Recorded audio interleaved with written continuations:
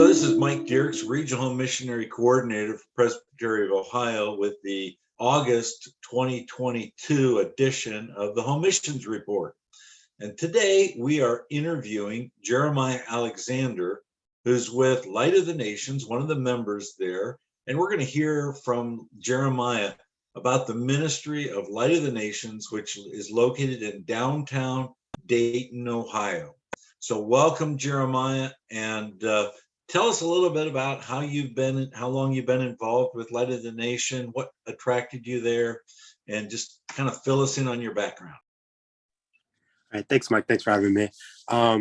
So starting with who I am, my name is Jeremiah Alexander. I ended up at Light of the Nations because my then girlfriend, now wife, her brother-in-law is Tyler Dietrich, pastor at Light of the Nations. And he just pretty much took a very strong interest in me because that was my newish girlfriend when he moved back to town from seminary. And so we were having all kinds of conversations about theology. At that point, I had only really attended Baptist churches, only one Baptist church since I became a Christian. I became a Christian in college. But we started talking about some of the differences between Baptist churches and Presbyterian churches, and between just kind of like a general local body of a Baptist church and like what it is to be like Presbyterian and stuff like that. And I took some pretty serious intrigue in that. And over time, I kind of started visiting Light of the Nations partially to hang out with my girlfriend, but also in a more serious sense too, just to learn like what that was really about, because she had already started going to that church. And so I wanted to know if, that was going to be a problem, or if it was going to be weird or anything like that. And so I started going to Light of the Nations, and one of the first things I realized that I really enjoyed the style of worship. I went to a Reformed Baptist church, so it was relatively similar, but not as traditional as the worship at Light of the Nations, which isn't the most traditional worship service that I've ever been at, but it definitely strikes a very good balance that I enjoy. And so I've enjoyed that. But yeah, I started going and I started visiting, and it seemed like I'd only visited maybe a few times before I was like, you know what, I think I want to go to church here. I think that the style of government is good here. And like the mixture of the conversations with the worshiping with the group was really just kind of game changing for me. And so I really just became a member pretty quickly there. So that's my story. Well, thank you. So tell us, what do you see going on at Light of the Nation? Some of the ministry into the community, and then how do you tie yourself into those ministries? Oh yeah. So some of the big ministries we have going on, just like from the inside out, one of our biggest ministries, I would say, is the ESL, the English as a Second Language. That's one that I have been moderately involved with. I've sat in on some classes. I have some friends that teach. I always say, like, I don't know how to speak any other language, and they're always telling me, well, like, you only need to know how to speak English. That's what we're teaching, right?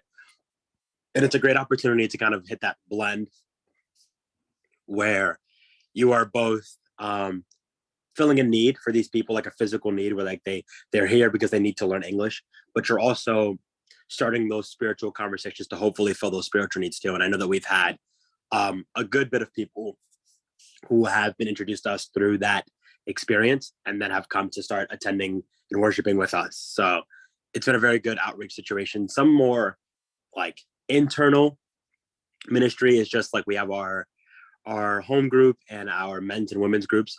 So men's group was honestly a very, very big place where I felt like I got connected to a lot of the people at the church. It's a smaller group of people, usually, somewhere between 3 men and maybe 12 men from the church, just coming together, talking about different subjects and really just spending time together, learning more about each other, learning how we feel about the faith, and just some more nuanced opinions you can't really give like in a little bit of a church and after church discussion. Leaves some more time for some more personal connection. So that's been a really good place for me to really connect with the church and experience the ministry that way. So yeah, those are 2 big things I think are going on at Light of the Nations. Okay. So along that lines of Light of the Nations, I mean, talk to us about where the building sits as far as the ethnic diversity, kind of the what's happening in that little community where Light of the Nations building sits, and the opportunity that the church has to minister. Yeah, so I remember when we were still we were upstairs at a Lutheran church when I started going there. We didn't even have our own building yet. Um, and I remember one of the big things we were talking about when we were deciding where to move the church was that making sure that we were in a place where we were going to interact with a large portion of the city and really be touching, Dayton. And I think that our location is really, really central for like a lot of different kinds of communities. So I know that there's a large Muslim group, and we had some Muslim connections even before moving to Light of the Nations. But a group that seems to have become even more involved than the Muslim groups that we've interacted with is the Hispanic groups, which is like I said, English. Our ESL class has a large Hispanic population, and so that's honestly been a lot of the diversity that we've been experiencing. Obviously, beyond just like racial diversity or ethnic diversity. There's also just like we are not exactly in the how do I say the nicest of areas. It's not like a terribly unsafe area, but it's definitely a place where you're going to see some economic diversity. We've got a bus stop right in front of the church where there are regularly people hopping on and off the bus, people of all different social and economic classes. So we're seeing a lot of different things, and that comes with some experiences. We are regularly interacting with the poor and the less fortunate and things like that, and seeing opportunities to really reach out in that space. So that's the church is very central for a location for getting to know people who aren't just your run of the mill, middle class individuals. Excellent, excellent. Thank you. So as we wrap this up, and this has been good. I really appreciated the information you shared and kind of the feet on the grounds story. How can the presbytery, how can the churches, the people that are watching this, 2 or 3 ways that we can pray for Jeremiah as well as Light of the Nations? So starting with myself, I mean, just some prayer that I can continue to be diligent in the church. I think that there are some outreach opportunities that me and Tyler have been talking about trying to get started. Like we have a youth ministry thing we're going on this weekend that I'm helping out with a little bit, but just trying to grow that drive. I feel like I really enjoy talking about it philosophically, talking about, outreach and reaching the people who aren't just in the church. But when it comes to application, it can be a little scary, a little difficult. So just a little more faith and a little more trust in God that, he'll take me where I need to go and that he'll protect me in the ways that I need to be protected. As for the church, just continued steady growth and continued steady connection. Our church has seen good numbers, and people have been coming and we've been adding more numbers, and it's been very, very good. God has been gracious with that. But I would love to obviously see some more growth to where we could eventually get to the point where we're planting a church, and along with that growth, that we don't lose the connection that we have. I personally have experienced a lot of people in the church reaching out to me and connecting with me and inviting me over for meals, for conversations and things of that manner. But it would be very sad to see, as churches grow, that sometimes that connection can get a little lost. So I'm hoping to just continue that connection, to keep that connection, to do my part to keep that connection as I, grow and I'm able to have a space to invite people and to encourage those kind of meetings and things like that, just to keep us being a close-knit familial church.